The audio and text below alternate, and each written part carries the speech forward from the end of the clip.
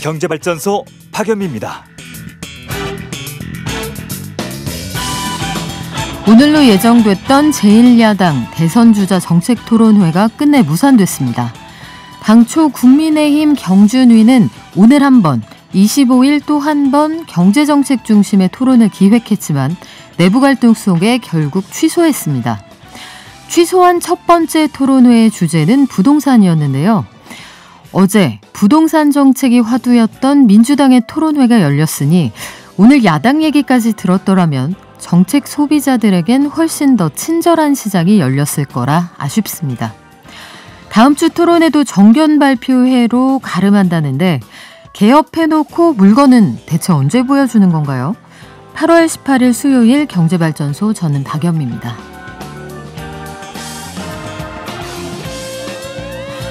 어제 오후 민주당 대선 주자들의 4차 TV 토론회가 있었습니다. 어떤 내용인지 정리해보고요. 우리나라 건강보험료 상하한 납입금의 격차가 368배가 넘는다고 하네요. 이게 허용 가능한 수준이냐, 이걸 두고 논란이 좀 있는 모양입니다. 그리고 아파트 경비원들의 근무 환경, 휴게 공간에 대한 환경 개선을 시작한다고 하는데 자세한 내용 한국경제신문의 나수지 기자가 정리했습니다. 그리고 오늘부터 모든 등록 임대사업자, 세입자의 보증금을 보호하기 위해 반드시 임대보증보험에 가입해야 하는데요. 지난해 1년 유예를 받았던 기존 임대사업자들도 모두 포함이 됩니다. 자세한 내용 알아보죠. 그리고 수요일마다 진행되는 핫픽 플러스. 카카오가 어느새 계열사 100개가 넘는 대기업이 됐습니다. 카카오의 무한 증식, 이대로 괜찮은 걸까요? 익사이팅 FX의 강정수 대표와 함께 고민해 보겠습니다. 마지막으로 알아봅시다. 최근에 어떤 학교 급식 메뉴로 곤충으로 만든 돈가스가 올라와서 굉장히 화제였습니다. 앞으로는 먹는 곤충 산업의 시대가 열린다고 하는데 경기도 농업기술원의 김영탁 농촌지도사와 함께 먹는 곤충 어디까지 왔니 알아보겠습니다. 오늘은 선물도 특별히 따로 준비했다고 하네요. 그럼 먼저 증시 가보죠. 키움증권의 한재영 연구원 연결돼 있습니다. 안녕하세요. 네, 안녕하세요. 네, 간밤 미국 증시부터 정리하고 갈까요? 예, 미국 증시는 3대 지수 모두 모처럼 하락세로 마감을 했습니다. 그래서 좋은 소식들이 있었는데 월마트와 같은 주요 소비재 기업들이 호실적을 기록을 했고 또 7월에 산업생산 지표도 호조세를 보였지만 지수 자체에 대한 고점이 부담감을 느낀 투자자들이 많아진 가운데 7월 소매 판매와 또 8월 주택경기 지표 부진이 경기 민감주를 중심으로 약세 압력을 가하면서 3대 지수 모두 하락세로 마감을 했습니다. 그리고 어제 같은 경우는 파월 의장의 발언도 오랜만에 있었었는데 파월 의장 같은 경우는 코로나 팬데믹으로 미국 경제가 예전처럼 그 일부는 돌아오지 않을 것이라고 언급한 가운데 미국 경제에 델타 변이가 주는 의미도 분명치 않다라고 평가를 했습니다. 또 통화정책과 관련해서는 재정정책 효과가 통화정책보다 더 강력하다, 위력을 발휘한다라는 좀 언론적인 입장을 표명을 했었고요. 어떻게 보면은 이번 연설은 그 교사와 학생들을 대상으로 했던 연설이었던 만큼 추후 통화정책에 대한 자세한 이야기 혹은 기술적인 이야기는 따로 없었던 것으로 파악을 하고 있습니다. 네, 미국의 소매 판매가 좀 부진했다, 이런 얘기도 있군요. 네, 맞습니다. 그래서 소매 판매가 다시 한번 강조를 드리면은 7월 소매 판매가 전월 대비 1.1% 감소로 나타나면서 6월 달에는 0.7% 증가를 했었는데 여기에 대비해서 감소를 했습니다. 그리고 시장에서는 0.3% 감소할 것으로 예상을 했지만 여기에도 못 미쳤습니다. 그래서 중국에 이어서 미국도 소비가 부진함에 따라서 인플레이션, 델타 변이 등 기존의 악재들이 이제는 정말로 실물 경기에 본격적으로 충격을 가할 것이라는 불안감이 높아지고 있는 것은 사실입니다. 그런데 주목을 해야 될 거는 이번에 7월에 소매 판매가 전월 대비로 부진했던 거는 지난 6월에 워낙 잘 나오다 보니까 여기에 대한 일종의 기저효과도 있었고 또 정부의 현금 부양책 효과 소멸에서 기인한 측면이 있었습니다. 그래서 저는 일시적인 영향이 좀 더 강했다라고 보고 있고요. 더 나아가서 저희가 8월 초에 발표된 미국의 7월 고용이 굉장히 호조세를 보였다는 점에서 확인할 수 있듯이 지금 미국인들의 가처분 소득도 고용시장으로 복귀함에 따라서 다시 한번 양호해질 것으로 보이기 때문에 저는 여전히 미국의 소비 경기는 견조하게 흘러갈 것으로 전망을 하고 있습니다. 다만 투자자들 입장에서는 지금 미국 증시 레벨에 대한 피로감이 높아진 가운데 경기에 대한 투자자들의 눈높이 조정이 완전히 종료되지 않았다는 점이 좀 중요한데요. 이를 감안해서 봤을 때 이번 달 남은 기간 동안에 발표되는 일부 지표가 부진하거나 혹은 연준 위원들의 발언 등이 단기적인 투자자들의 차익 실현 빌미를 제공할 가능성에 유의할 필요가 있다라고 보고 있습니다. 네, 최근에 외국인들의 순매도세 거센 상황인데 언제까지 팔아요? 네, 지금 시장 상황을 보면 굉장히 힘들긴 하죠. 괜히 투자 처음 할 때 초심으로 돌아가고 싶고 또 워렌 버핏이나 피터 린치 책을 다시 한번 살펴보고 싶고 이런 좀 어려운 심정에 있는데 저는 결론부터 말씀을 드리면은 외국인 순매도세는 이제 좀 거의 종료 국면에 되지 않았나. 특히나 반도체주 같은 경우는 외국인 순매도 작업이 거의 막바지에 이르렀다라고 좀 볼 수가 있습니다. 그리고 지금 외국인 매매와 좀 관련해서 저희가 제일 유심히 볼 게 원달러 환율인데요. 최근에 외국인들이 국내 증시를 공격적으로 많이 팔았던 거는 비단 반도체 업종의 문제뿐만이 아니라 환율의 문제가 컸습니다.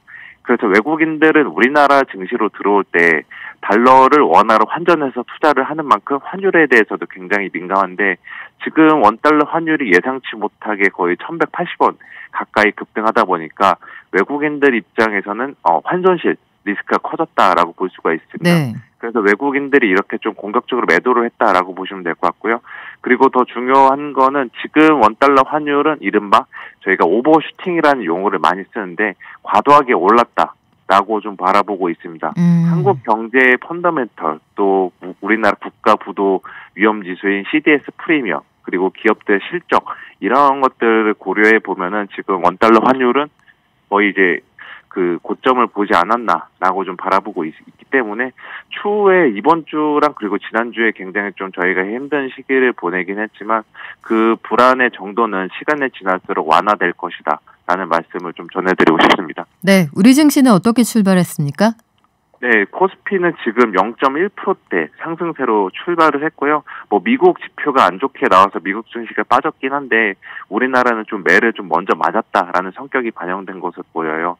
그리고 SK 하이닉스와 같은 이제 반도체주 같은 경우도 그동안 그 조정 폭이 너무 과했다, 낙폭이 과했다라는 인식으로 저점 매수세 성격의 자금이 유입이 되면서 지금 상승 흐름을 나타내고 있습니다. 네, 지금까지 키움증권의 한지영 연구원이었습니다. 방송 끝날 때 다시 만날게요. 고맙습니다. 네, 감사합니다. 최근에 코로나 때문에 발이 묶여서 많이 답답하시죠? 그런데 어기는 사람 따로 지키는 사람 따로냐 이렇게 항변하는 분들도 계시지만 우리를 지키기 위해서 24시간 그 더운 방호복을 입고 있는 사람들을 생각하면 이 사태 빨리 끝내야겠다 이런 생각 듭니다. 불필요한 이동 자제해 주시고요. 방역수칙 꼭 지켜주시기 바랍니다. 혹시 늦은 휴가 다녀오시는 분들은 이동 후에 현장으로 돌아가시기 전에 꼭 선제검사 받으시길 바라고요. 우리가 이동하지 않으면 코로나도 꼼짝 못한다는 거 같이 기억했으면 좋겠습니다. 방송 중에 샵 0951로 문자 주시면 추첨 통해서 녹용 선물 세트 드리고요. 오늘은 특별히 곤충 사육 키트가 하나 더 준비가 되어 있습니다. 장수하늘 쏘가 갈지 풍뎅이가 갈지 잘 모르겠네요. 짧은 문자는 50원, 긴 문자는 100원입니다. 깨어있는 경제발전소 매일 아침 9시 경제를 이해하는 똑똑한 습관 경제발전소 박연미입니다.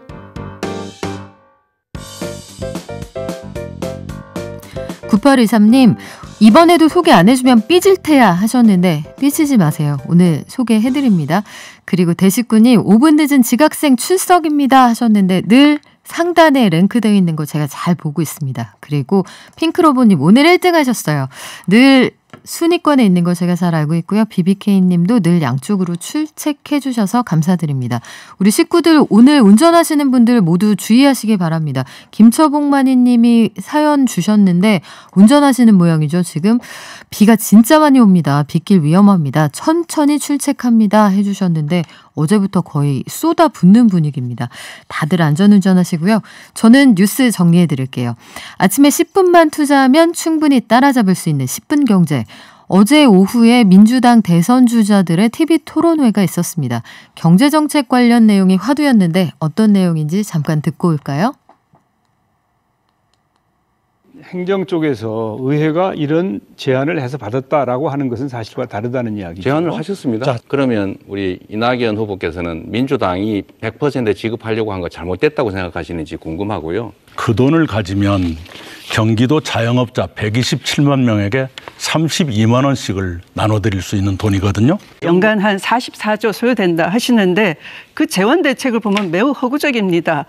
역세권에 100만 기본주택을 공급하려면 지하철로 치면 한 100개 정도는 거기서 100만 한다고 하지 않았어요. 그걸 왜곡하지 마십시오. 뭐 동문서답식 황당한 답변이라는 게 제 생각이에요. 그래서 황당한 질문을 하고 계신 거예요. 네, 현장의 분위기가 상당히 뜨겁죠. 100만 개의 지하철역을 만들어서 100만 개의 역세권 주택을 만드는 거냐? 뭐 100만 개는 아니고요. 100개라고 했습니다. 어떻게 될지 모르겠는데 자세한 내용 나수지 한국경제신문 기자가 자세히 정리했습니다. 안녕하세요. 네, 안녕하세요. 네, 어제 민주당의 정책 토론회 그 지지율 높은 후보들의 공약을 중심으로 공방이 붙었는데 부동산 공약과 관련해서 의견들이 상당히 엇갈린 모양이네요. 네, 이 말씀하신 대로 아무래도 좀 지지율이 높은 이재명 지사 그리고 이낙연 전 대표의 부동산 공약이 집중 거론됐는데요. 예를 들어 이재명 지사는 지금 임기 안에 기본주택 100만 호 포함해서 총 250만 호를 공급하겠다 이런 기본주택 공약을 내걸었는데 여기에 대해서 박용진 의원은 이거 내 집 마련해서 자산 증식하려는 수요들이 있는데 요거를 정책적으로 막는 거 아니냐. 집 없는 사람 계속 월세로 살라는 정책이다.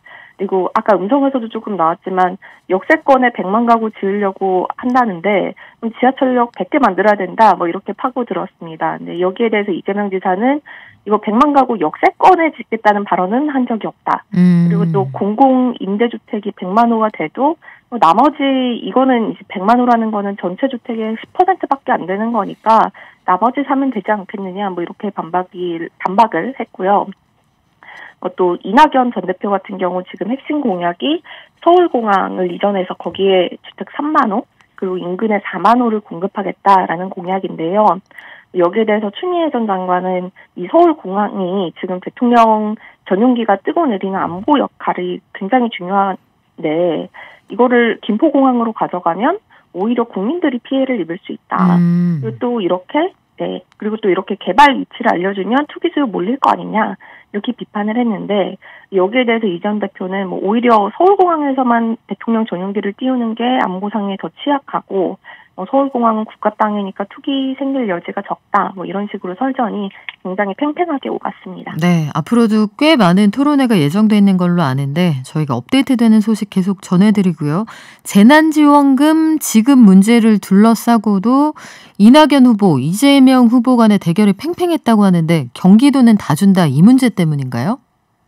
네, 맞습니다. 이 전국적으로, 그러니까 중앙정부는 상위 12% 제외하고 나머지의 재난지원금을 지급하기로 했는데, 이 경기도에서는 전도민 재난지원금을 지급하겠다. 그래서 자체 예산으로 상위 12%도 재난지원금을 지급하겠다라고 했거든요. 근데 이낙연 전 대표는 요거에 대해서 여기에 예산은 4,151억을 써야 되는데 요 돈을 차라리 뭐 경기도 자영업자라든지 뭐 결식 아동들이라든지 이쪽으로 돌리면 더 유용하게 쓸 수 있는 자금인데 부자들한테 예산 쓴 게 아니냐라고 비판을 했고 여기에 대해서 이재명 지사는 이 민주당 당론이 애초에 재난지원금 100% 지급이었는데 이거는 정부의 방기를 든 게 아니라 그래서 오히려 중앙정부의 부족한 부분을 본인 그 경기도에서 메꾼 거다. 뭐 이렇게 반박을 했습니다. 네, 나중에는 당정청이 88%로 다시 한번 수정된 입장을 내놨죠. 자, 이번에는 건강보험료 얘기를 좀 해볼까요? 최근 들어서 건강보험료가 은근히 올랐습니다 하는 분들 많이 계신데 우리나라에서 가장 많이 내는 사람하고 가장 적게 내는 사람 격차가 유독 크다 이런 주장이 있는 모양이네요. 네, 이 한국경영자총협회 조사인데요. 한국에서 건보료를 가장 많이 내는 그 부가 상한액이 704만 7,900원으로 독일의 141만 원, 그리고 일본의 141만 원, 독일의 94만 원과 비교해서 많게는 7배 이상 높은 걸로 나타났습니다. 건보료율 자체는 6.8%여서 14.6%인 독일 아니면 10%인 일본보다 낮은데 이제 상한선이 높아서 벌어지는 일인데요. 예를 들어 독일 근로자는 연봉이 한 1억 6천만 원만 넘으면 그때부터 이제 다 상한선이 적용돼서 일괄적으로 94만 원을 내는데 이 한국의 건보료 부과액은 이후에도 계속 높아져서 한 연봉이 12억 3천만 원이 넘어야 상한선이 704만 원이 됩니다. 그러니까 이렇게 한국의 건보료 상한액과 또 최소 비용인 하한액의 비율이 따져보니까 368배인데 다른 나라는 일본은 24배, 그리고 대만은 12배거든요.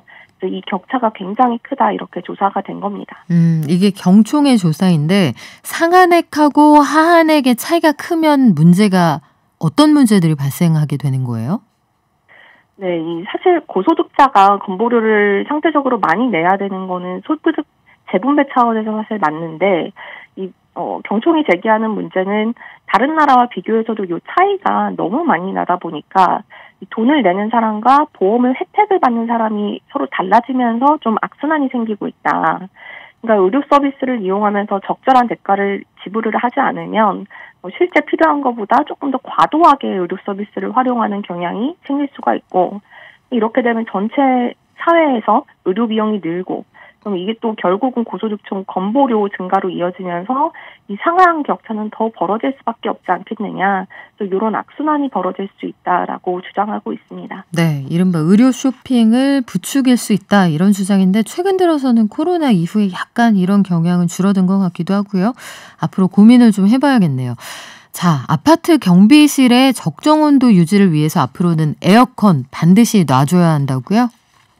네. 그동안은 이 아파트 경비원분들 경우 휴게 시간도 제대로 보장받지 못하고 또 말씀하신 대로 이 안이 너무 덥다든지 휴게 시설도 제대로 갖춰지지 않아서 이런 열악한 근로 환경 문제가 지속적으로 좀 문제가 됐었는데요. 앞으로는 별도 수면 시설 또는 휴게 시설을 마련을 해야 되고 그리고 여름에는 20도에서 28도 사이 그리고 겨울에는 18도에서 22도 사이 이렇게 적정 온도를 유지할 수 있는 냉난방 시설을 갖춰야 됩니다. 그리고 또 지금은 아파트에서 보통 이렇게 하루 단위로 교대하는 곳들이 많다고 해요. 한 분이 24시간 근무하시고 다른 분이 24시간 근무하시는 건데 이게 이제 건강이 나빠질 우려가 있으니까 주야간 전람제, 3조 교대 이런 식으로 좀 구분해서 운영하는 방안 등 다르게 선택할 수 있도록 컨설팅도 해줄 예정이라고 합니다. 네, 지금까지 한국경제신문 나수지 기자였습니다. 고맙습니다. 네, 감사합니다.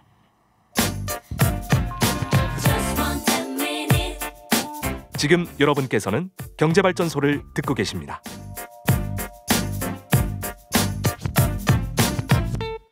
네, 차서방님 맞습니다. 공유지의 비극을 주장하는 게 경총의 주장인데 이건 고민이 좀 필요한 내용 같아요. 건보료 관련해서는. 자, 이번에는 임대보증금 보증, 이 가입이 의무화된다고 하는데 자세한 내용 좀 알아볼게요. 신규로 임대사업자가 되신 분들은 작년 8월부터 무조건 보증보험에 가입하는 게 의무화돼 있는 상황이었고 기존 임대사업자에게는 1년 동안 유예기간을 줬거든요. 그런데 오늘부터는 반드시 그 세입자를 보호하기 위해서 의무보증보험에 가입을 해야 합니다. 어떤 내용인지 주택도시보증공사 허그의 이수현 개인보증처 임대보증팀장과 얘기 나눠보죠. 안녕하세요. 예, 안녕하십니까. 네, 임대보증금 보증, 이름이 어려운데 이게 어떤 내용입니까? 네, 임대보증금 보증은 민간임대주택에 관한 특별법, 줄여서 민간임대주택법 제49조에 따라 임대주택 사업자가 의무적으로 가입하는 보증입니다. 임대인이 임차인에게 임대보증금을 돌려주지 못할 경우에 보증기관이 이를 대신하여 임차인에게 보증금의 지급을 책임지는 보증입니다. 참고로 공사에서 취급하는 보증상품으로 전세보증금 반환보증이 있습니다. 전세보증금 반환보증은 임차인이 가입하시는 보증이고 임대보증금 보증은 임대사업을 등록하신 임대인이 가입하는 상품입니다. 네, 그런데 다 받아주는 건 아니라고 들었습니다. 조건이 어떻게 되나요? 네, 가입 의무가 있더라도 해당 주택의 부채 비율이 100% 이내여야 보증 가입이 가능합니다. 여기서 부채 비율은 주택의 담보권 설정 금액과 임대보증금의 합계액을 해당 주택 가격으로 나누어 백분율로 환산한 값입니다.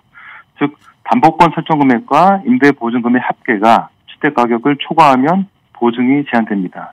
다만 이 경우에는 초과 금액만큼 공사에 담보를 제공하고 보증 가입이 가능합니다. 아, 보증금하고 집주인이 이미 그 대출을 받아놓거나 이런 돈의 합계가 집값을 넘어서면 보증 안 해준다는 얘기인데 얼마 전에 가입 조건을 완화하셨다는 얘기는 들었어요? 네, 그렇습니다. 보증 가입 시 적용되는 주택가격 적용 기준을 개선하였습니다. 부채 비율 산정 시 주택가격은 기존에는 공시가격의 일정 비율을 곱하거나 아니면 감정평가액을 적용하였습니다. 국토교통부는 어저께 8월 17일 고시를 통해서 주택가격 산정 시 보증기간의 시세 산정 기준을 적용할 수 있게 하였습니다. 즉, 공시가격이 없더라도 해당 주택에 대한 1년 이내 매매가를 인정하거나 아파트 오피스텔의 경우에는 KB시세 또는 한국부동산원의 부동산 테크 시세를 인정하도록 기준을 개선하였습니다. 자세한 사항은 주택도시보증공사 홈페이지를 참고하시면 되겠습니다. 다음으로 주택가격 산정 시에 적용하는 비율을 높여서 현 시세와의 괴리를 줄였습니다. 예를 들면 공동주택기준 주택가격 산정 시에 기존에는 공시가격의 120에서 130%를 곱하여 적용했는데 이 비율을 상향하여 130에서 150%로 변경하였습니다. 세부 기준은 특정위원별로 상이하니 참고하시면 되겠습니다. 이게 공시가격이 실거래가보다 낮기 때문에 이런 부분들에 약간 그 현실을 반영했다 이런 내용이죠? 네, 그렇습니다. 보증 가입 대상은 어떻게 됩니까? 네, 가입 대상은 모든 등록 임대주택 사업자를 대상으로 합니다. 다만 그 안내해드린 대로 작년 8월 18일 보증 가입 전면 시행 법 개정 당시에 기존 임대주택은 1년간의 유예기간 적용 후에 오늘부터 임대차 계약을 체결하는 경우부터 보증 가입이 의무화됩니다. 네, 이런 의문이 들어요. 보증 금액이 비싼 전세도 다 해주는 건지 아니면 보증 기간을 무한히 해주는 건지 요거 궁금하거든요. 네, 보증 금액은 임대보증금 전체 금액을 가입하는 것이 원칙입니다. 다만 민간임대주택법에서 정한 일정 요건을 충족하는 경우에는 일부 금액에 대해서 보증 가입이 가능합니다. 여기서 그 추가 설명을 드리겠습니다. 그 일부 보증 가입은 근저당권의 세대별 분리, 그리고 압류, 가압류의 제한물권 해소 등 민간임대주택법에서 정한 요건을 충족할 경우에는 담보권 설정 금액과 임대보증금 합계 금액에서 주택가격의 60%를 차감한 금액에 대해 일부만 보증 가입이 가능합니다. 세부 사항은 각 지자체 문의하시면 되겠습니다. 네, 말이 좀 어려운데 각 그 세대별로 이 저당이 잡혀 있거나 압류돼 있거나 이런 경우에는 이 금액만큼 다 안 해줄 수도 있다. 이렇게 이해하면 될까요? 네, 맞습니다. 그 요건이 좀 복잡해서 이건 지자체 문의하셔서 안내받으시면 될 것 같습니다. 아까 주택가격에서 60%를 차감한 금액의 일부만 가입이 가능하다 이렇게 말씀하셨는데 요거 안 넘을 때는 어떻게 돼요? 예, 그 앞서 말씀드린 그 민간임대주택법상 일부 보증 요건을 갖추고 담보권 설정 금액과 임대보증금 합계가 주택가격의 60%를 초과하지 않는 경우에는 보증 가입 의무가 없습니다. 또 이 자세한 내용은 지자체에 문의하시면 되겠습니다. 아, 그러면 지금 집주인이 대출받은 거랑 그 세입자에게 내줘야 되는 임차 보증금 합계가 집값의 60%를 안 넘는다. 그러면 집주인이 언제든 돌려줄 수 있다고 보고 반드시 가입하지는 않아도 된다. 이렇게 좀 그 룸을 주신다 이런 말씀인가요? 예, 그렇게 이해하시면 되겠습니다. 그 마지막으로요. 전세 보증금 반환 보증이라는 게 있잖아요. 세입자가 계약할 때 혹시 집주인이 보증금을 못 돌려줄까 봐 드는 보험인데 임대인은 보증보험 들고 세입자는 전세보증금 반환보증보험에 들었다. 둘이 중복으로 든 경우에는 어떻게 됩니까? 네, 그 임대보증금 보증과 전세보증금 반환보증이 중복된 경우에는 임대보증금 보증을 유지하고 전세보증금 반환보증을 환불 처리하여 드립니다. 예를 들면 임대인 A씨가 임대보증금 보증에 가입하면 임차인 B씨에게 알려줄 의무가 있습니다. 그런데 임차인 B씨가 미리 공사에 전세보증금 반환보증에 가입하신 분이라면 공사에 방문하셔서 보증료 환불 신청을 하시면 됩니다. 이렇게 되면 공사는 임대보증금 보증과 중복된 금액과 기간에 해당하는 보증료를 임차인분에게 환불하고 전세보증금 반환보증을 일부 해지하여 드리게 됩니다. 서로 누가 보험 들었는지 알려줘야겠네요. 이거 괜히 이중으로 부담하고 공제될 필요 없으니까요. 요거 알아두시면 좋겠습니다. 지금까지 주택도시보증공사의 이수현 개인보증처 임대보증팀장이었습니다. 고맙습니다. 네, 감사합니다.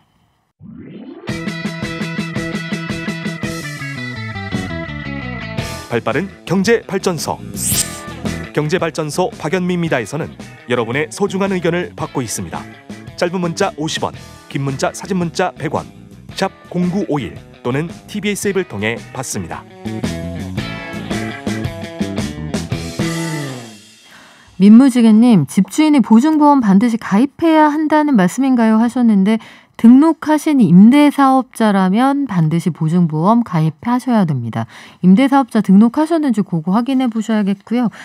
오늘 카카오가 최근 들어 저희 방송에 아주 그 단골 출연하는 기업인데요. 한번 맞춰보세요. 118개. 카카오와 118이라는 숫자는 어떤 관계가 있을까요? 7월을 기준으로 한 카카오 계열사 개수입니다. 이 회사가 카톡만, 카카오페이만, 카카오뱅크만 그런 회사가 이제 더 이상 아니라는 거죠. 그런데 시장을 장악한 후에 가두리양 식장에 딱 가둬 놓고 우리가 뛰어봤자 카카오 손바닥 위에 있는 세상이 됐습니다. 이걸 우려하는 시각도 있고요. 잘하고 있는 것 같다 이런 시각도 있는 모양인데 관련 내용 핫픽 플러스에서 익사이팅 FX의 강정수 대표 한번 알아볼게요. 안녕하세요. 안녕하세요. 네, 네이버와 함께 국내 플랫폼 기업의 쌍두마차 양대산맥입니다. 카카오의 7월 기준 계열사가 118개라고 하는데 세보니까 SK그룹 다음으로 계열사가 많더라고요. 네. SK가 144개거든요. 네. 카카오가 언제 이렇게 성장했습니까? 네, 지난 10년 동안 스마트폰과 함께 사실은 대단히 빠른 속도로 성장하고 있는 기업입니다. 사실은 어느 정도냐면 청취자분들도 다 알고 계실 텐데요. 한국에서 삼성, SK, 그다음에 LG, 그다음에 현대자동차, 현대기아자동차 다음으로 시가총액 기준에서는 우리나라 5위 기업으로 성장을 한 거죠. 와. 그리고 과거에 10대 기업 하면은 재벌 이런 표현도 썼었는데요. 그렇죠. 부정적으로는 네. 이렇게 거대한 기업으로 성장을 했고 그 원동력은 스마트폰이고 카카오톡이라고 볼 수 있습니다. 네. 그렇군요. 불과 10년 만에 연매출 3,400만 원이던 회사가 4조 원대 회사로 정말 폭풍 성장을 했는데 잠깐 말씀해 주셨어요. 카카오톡이라는 국민 메신저가 이 수익의 원동력이었다. 네. 어떤 의미에서 그렇습니까? 그러니까 카카오톡이라는 것은 지금 5천만 명 모든 국민이 쓰고 있는 거고요. 이러한 메신저 서비스라는 것은 전 세계적으로 대단히 지금 강력한 힘을 갖고 있죠. 중국에는 위챗이 있고 유럽이나 북미나 남미에 같은 왓츠앱이 있고 또는 일본이나 동남아에는 네이버의 라인이라는 서비스가 있는 건데요. 이러한 서비스들이 기본적으로 모든 것의 출발점입니다. 그러니까 문자와 이런 톡이라는 것이 이런 인프라 위에 그 다음에 이제 층층 시야로 막 쌓아 올라가는 거죠. 여기다가 게임을 올리고 여기에 엔터테인먼트를 올리고 여기에 지금 모빌리티를 올려놓고 있고요. 이런 식으로 해서 지금 카카오로 볼 때는 여기에 또 카카오페이라는 것들이 있어서 카카오페이, 카카오 엔터테인먼트, 카카오 모빌리티 이런 식으로 또는 계속해서 계열사들을 큰 군으로 확장하고 있는데요.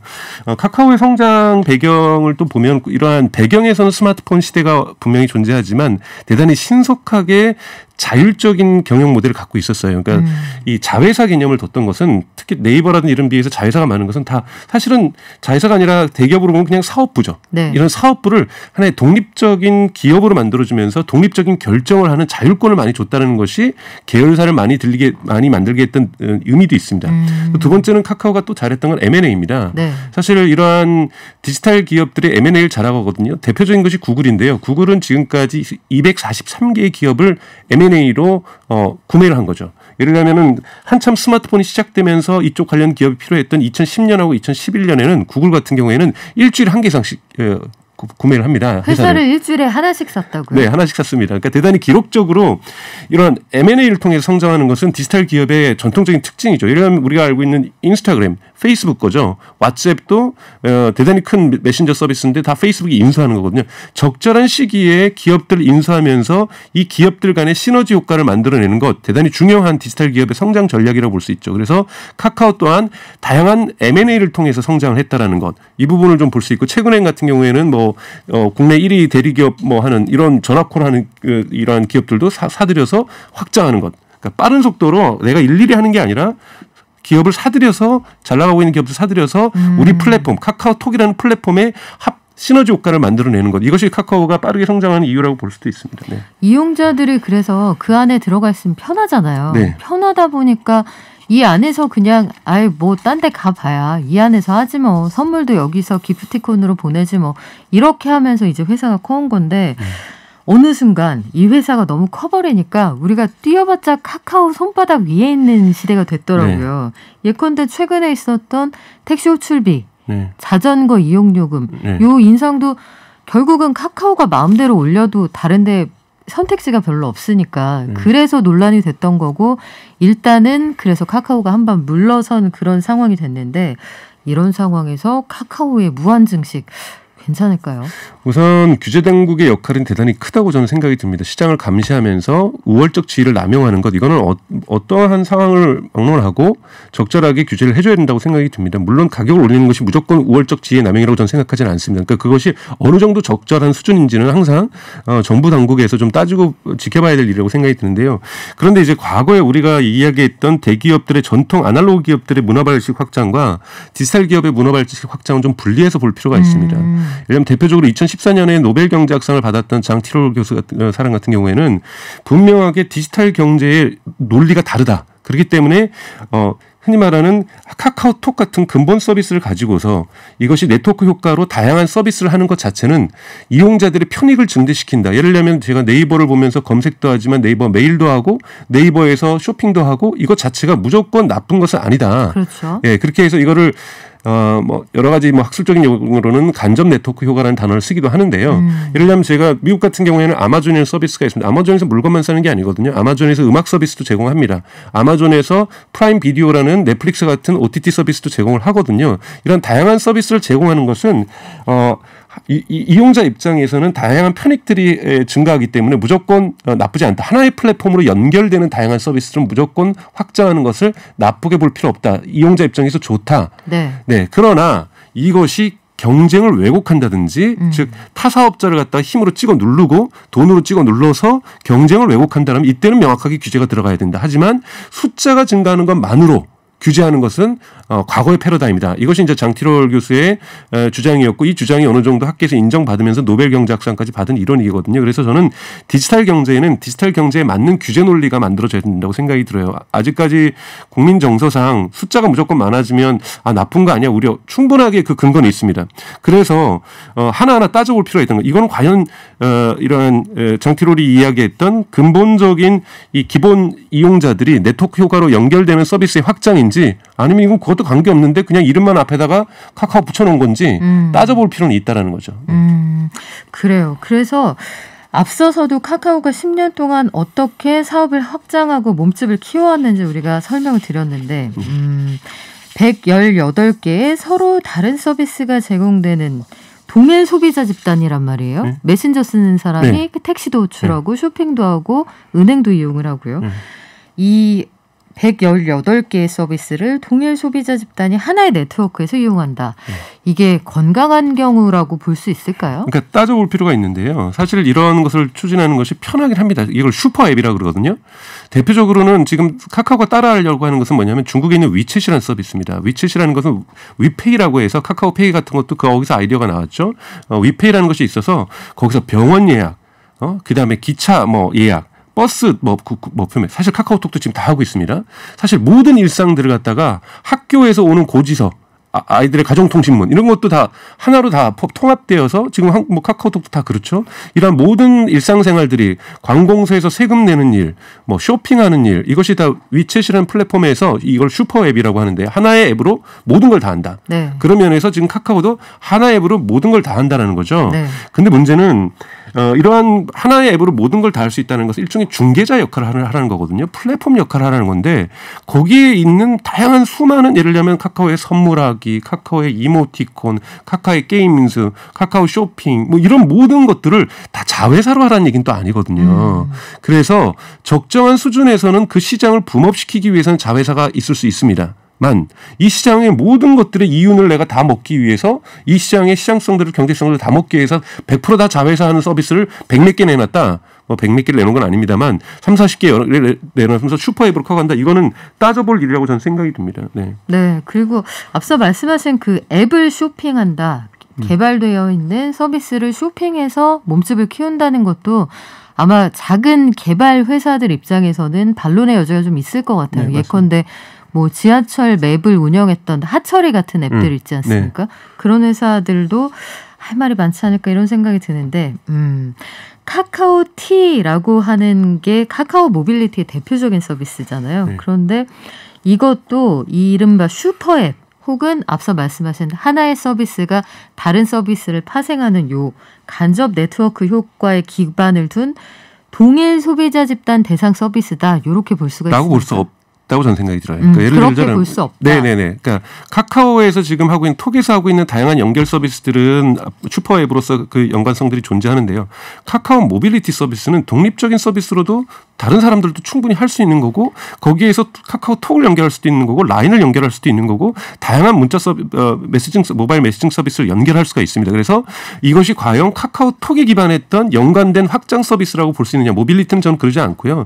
이건 카카오 자체의 대표가 그 카카오의 경영진들이 이거는 시장성이 앞으로 있다. 미래 시장성이 크다.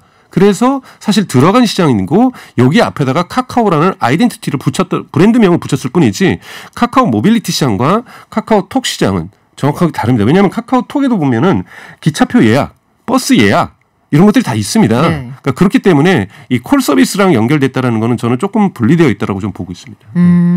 엄밀하게 좀 나눠서 사업 근데 분리되어 있다고 해서 그것이 불법이라고 볼 수 있는 건 아니고요. 분리되어 있다고 해서 그것이 경제적인 질서를 왜곡했다고 보는 건 아니죠. 근데 하지만 분리되어 있는 것은 맞는 거고 과연 이렇게 기업이 성장하는 것. 예를 들자면 지금 미국 의회에서도 지금 나오고 있는 주장들이 뭐냐면 유튜브하고 구글을 분리해라. 네. 그리고 인스타그램하고 페이스북 다시 분리해라. 또는 아니 왓츠앱을 분리하든지 이런 식으로 기업이 너무 커지면 사실은 미국은 그런 경우가 있거든요. AT&T 기업을 그렇죠. 쪼개버렸죠. 그것도 갑자기 쪼개버렸습니다. 의회에서. 엄청난 통신 회사를 나눠버렸죠. 네. 네네. 그러니까 국내망 서비스, 그러니까 지역 서비스하고 미국 전역 서비스 이걸 두 개를 분리해버리거든요. 그것처럼 지금 나오는 것들도 지금 미국 독일에 있는 법무부 장관도 얘기했거든요. 유튜브하고 구글은 분리되어야만 한다. 뭐 이런 식으로 사업의 영역을 분리하려고 하는 흐름들은 커질 수 있습니다. 이런 경제 규모가 그러니까 이 기업의 규모가 세지면. 하지만 무조건 불법인 영역이라고 볼 수 있는 건 아니고요. 네. 일단 우리의 현재의 법 체계가 플랫폼의 진화 속도를 따라가지 못하기 때문에 현행법상 불법이냐 저는 쟁점은 그 불법 여부보다는 모빌리티 서비스의 경우에는 움직이는 모든 서비스를 빨아들이겠다. 이걸 숨기지 않고 있는 상황이잖아요. 우리의 모든 이동과 나아가서 택배 서비스까지 할 예정이라고 하는데 요게 과연 소비자 후생을 영원히 증대시키는 효과만 있을까 좀 고민되는 부분이 있더라고요. 그리고 이번에는 시장성이 굉장히 클 것으로 보이는 엔터테인먼트 사업을 키운다고 해요. 최근에 TV 광고에서 보면 카카오 웹툰 광고가 아주 공격적으로 나오고 있잖아요. 네. 이런 것들 보면 엔터테인먼트까지 진출을 한다. 여기서 우리는 어떤 걸 읽어야 될까요? 그렇죠. 지난번 제가 한번 말씀드렸는데 중국 경제에서도 디지털 경제가 차지하는 부분이 대단히 커지고 있습니다. 그러니까 국내 총생산 부분에서 GDP 부분에서 차지하는 부분이 30몇 %에서 2025년에는 46%까지 증가한다고 얘기하는 거고 미국도 마찬가지입니다. 10년 전만 해도 미국을 대표하는 기업은 엑스모바일이라든지 월스트리트에 있는 그 금융권 모건 스탠리라든지 이런 기업들이 차지하고 있었죠. 그러나 10년 사이에 구글과 페이스북과 아마존과 뭐 이러한 기업들이 애플과 이런 흐르면은 빅테크 기업들이 그러니까 국민 경제 중심축으로 이동을 했거든요. 마찬가지로 저는 한국에서 지금 네이버하고 카카오가 상승하는 것은 카카오와 네이버가 상승하는 상승하는 것은 이러한 디지털 경제로서도 한국도 건강하게 진화하고 있다라는 부분에서는 좀 긍정적이라고 보고 있습니다. 그러나 이 진화하는 것이 단 2개의 기업에 있어서 단 4개의 기업에서 하는 것은 문제가 있는 거죠. 그래서 중국 같은 경우에도 텐센트가 하고 있는 음악 서비스 메가카라고 공간을 내놨고요. 그리고 알리바바가 너네가 왜 영화사까지 하니? 왜 너네가 드라마 제작까지 하니? 너네 사실 사우스 차이나 모닝포스트까지 갖고 있는 것도 문제다. 뭐 이런 식으로 하면서 미디어에 관련돼서 매각 공간을 알리바바하고 텐센트에게 지금 내려놓은 상태입니다. 네. 그렇다면 꼭 중국이 저는 푸는 방식이 좀 권위적이라서 그렇지. 여기 시장 상황에 대한 인식들과 고민들은 저는 나쁘지 않다고 보고 있거든요. 과연 카카오가 음악 서비스까지 중개할 수 있는데 이거를 자회사로 하는 것? 물론 음악 서비스를 하면은 진화할 수 있는 기술들이 많습니다. 예를 들면은 음악 추천 알고리즘을 만들게 되면 이거는 대단히 스피로버 이펙트, 즉 연관 효과가 있어서 다른 쪽에도 사용을 할 수가 있거든요. 그래서 그렇죠. 이런 기술력 있는 기업들이 이 음악 서비스를 탐내는 건 이해가 갑니다. 근데 애플이 예를 들면 스포티파이를 사가지고 음악 서비스도 지금 물론 본인들도 있지만 더 잘 나가는 서비스가 있으니까 우리 돈 많으니까 이것도 사버리고.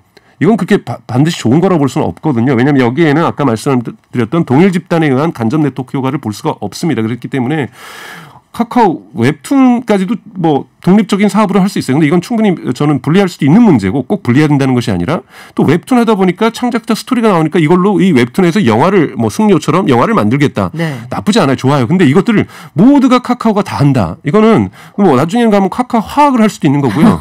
뭐 다 할 수 있는 거죠. 카카오 태양열, 카카오 뭐 발전소. 그쵸. 뭐 이런 식으로 하면 논리 근거는 한도 끝도 없습니다. 그러니까 미래 산업은 우리가 다 하겠다라는 것. 이거를 갖다가 왜 에너지도 이제 테크 영역으로 들어오거든요. 네. 그러면 테크 영역으로 들어오는 것은 다 빅테크 기업들이 할 수 있느냐. 이런 부분에 대해서는 질문을 던질 수 있죠. 예를 들면 구글 같은 경우에도 구글 바이오 테크놀로지가 대단히 뛰어납니다. 얼마 전에도 이 알파고를 만들었던 이 인공지능이 이 회사가 그 단백질에 대한 유전자 정보를 갖다가 공개를 했죠. 인공지능이 파악해는. 이런 부분에서도 긍정적이라고 볼 수 있지만 구글이 과연 바이오까지 해야만 하는가. 이런 부분에 대해서는 많은 사람들이 질문을 던질 수 있는 거거든요. 지금 말씀하신 그런 부분에 대해서 그래서 이런 반론이 충분히 가능할 것 같아요. 그 카카오뱅크를 예를 들어보죠. 그러면 카카오뱅크라는 것이 특혜를 받았다. 지금 기존의 금융권에서는 그렇게 주장을 하거든요. 왜냐하면 산업자본은 금융회사 소유할 때 제한을 두게 되어 있는데 네. 이 친구들은 IT에서 돈 많이 벌어서 카카오뱅크를 굉장히 알짜 사업으로 키우지 않느냐. 그리고 사실상 이걸 분리하자고 하는데 이 회사는 금산분리가 안 되는 구조로 돼 있다. 하지만 우리의 영역을 침범한다.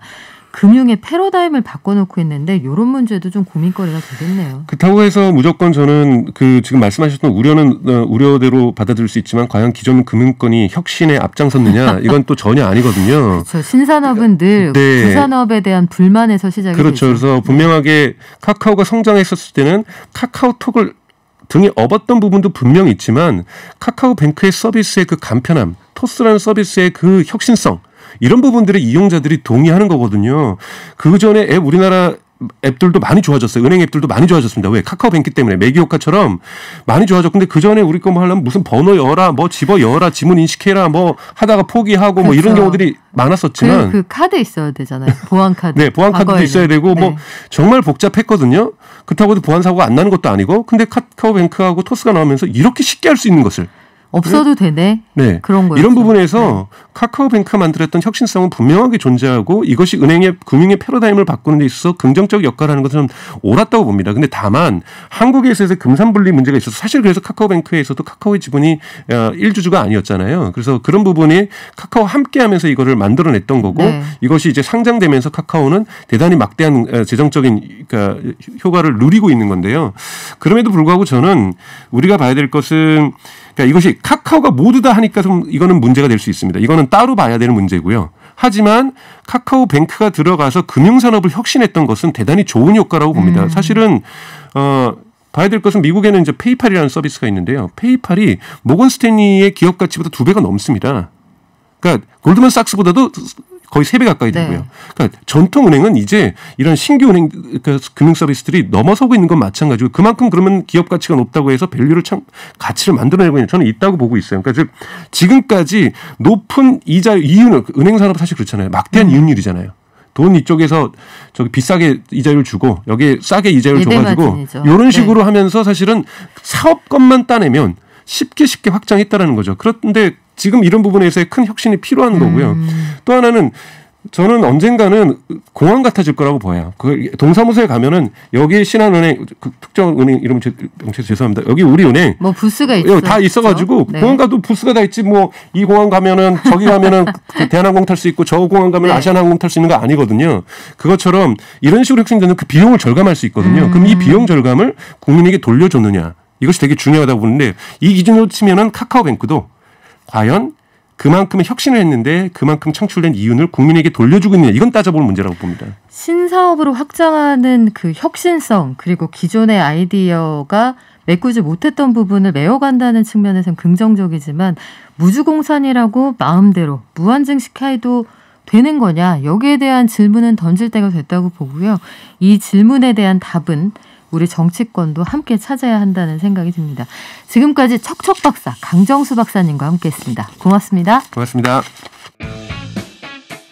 깊이 있는 경제 발전소. 시민과 함께 공부하는 경제 시사 프로그램 경제발전소 박연미입니다.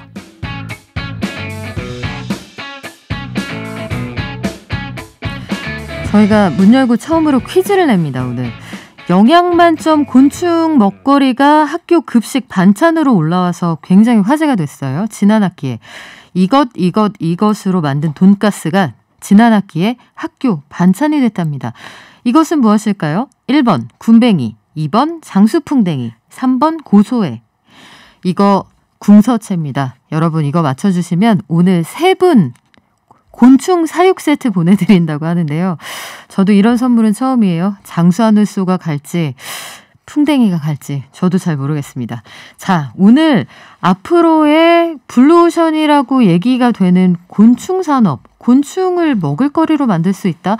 농업기술원의 김영탁 지도사님과 함께 공부해 볼게요. 안녕하세요. 네, 안녕하세요. 네, 일단 징그럽다 이런 생각이 좀 앞서는 분들도 계실 거고 귀엽다 키우는 분들도 많다고 하는데 곤충 산업이라고 하면 어떤 게 있습니까?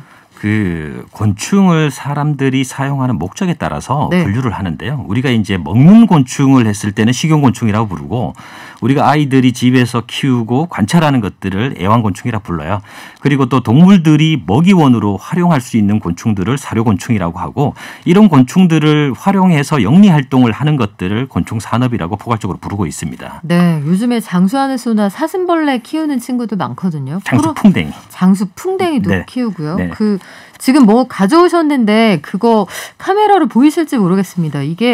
그게 뭐예요? 왼쪽에 있는 거는 약간 사이즈가 크고 오른쪽에 있는 거는 요거는 약간 날씬하네요. 네, 날씬한 애는 고소해라고 부르는 이제 곤충이고 요거는 귀뚜라미입니다. 쌍별 귀뚜라미. 아, 지금 스튜디오에 최초로 귀뚜라미를 들고 오신 분이죠. 이제 식용으로 할 수 있는 귀뚜라미가 쌍별 귀뚜라미입니다. 쌍별 귀뚜라미하고 네. 고소해라는 친구가 스튜디오에 등장을 했는데 이게 지금 과자 봉투에 담겨 있거든요. 네, 생물을 네. 이제 볶아서 이제 조미를 하는 것도 있고 조미를 안 해도 먹으면 굉장히 고소한 맛이 납니다. 그래서 고소해라고 부르고 있습니다. 아, 그러니까 곤충 과자군요. 그렇죠. 곤충 스낵을 가지고 오셨는데 네. 식용곤충 고소해서 고소해다 이런 말씀해 주셨는데요. 고소해가 어떤 벌레입니까? 고소해는 갈색 거저리라는 이름을 가지고 있어요. 거저리. 네, 갈색 거저리. 네. 갈색 거저리의 유충. 그러니까 애벌레란 뜻이겠죠. 이제 성충이 되면 우리가 네. 딱정벌레처럼 변하는데 네. 유충 애벌레만 저희들이 식용으로 섭취를 할 수가 있어요. 네. 그래서 이 맛이 우리가 흔히 먹는 새우맛 나는 과자 있지 않습니까? 네. 그거랑 맛이 거의 흡사합니다. 아, 그래요? 네, 그래서 그 고소하다는 어원을 따와서 국가에서는 고소해라는 이름을 지어서 소비자들이 이제 친근하게 느낄 수 있도록 그렇게 이름을 만들어 놓은 겁니다. 국가적으로 차세대 먹을거리를 책임지는 그런 나란니라는 벌레였는데 네, 맞습니다. 어렸을 때 생각해보면은 스키장에서 메뚜기 튀김도 구내 매점에서 팔았고요. 네. 요거 시골에서 저처럼 자란 분들은 난 개구리 좀 구워 먹었다 이런 분들도 계실 거예요. 이 식용 곤충을 활용한 제품들 지금 과자를 2봉지 들고 오셨는데 이거 말고도 다양하게 활용할 수 있다면서요? 지금 이 고소해나 이 귀뚜라미 같은 경우에는 생물이 이제 고소한 맛이 느껴져서 네. 그 조미료나 이제 토핑이나 이런 식으로 많이 사용되는데 우리가 그 알고 있는 군뱅이 같은 종류는 흰점박이 꽃무지라는 곤충인데 간에 좋다라고 동의보감에서 나오는 네. 곤충이 우리가 알고 있는 그 군뱅이예요.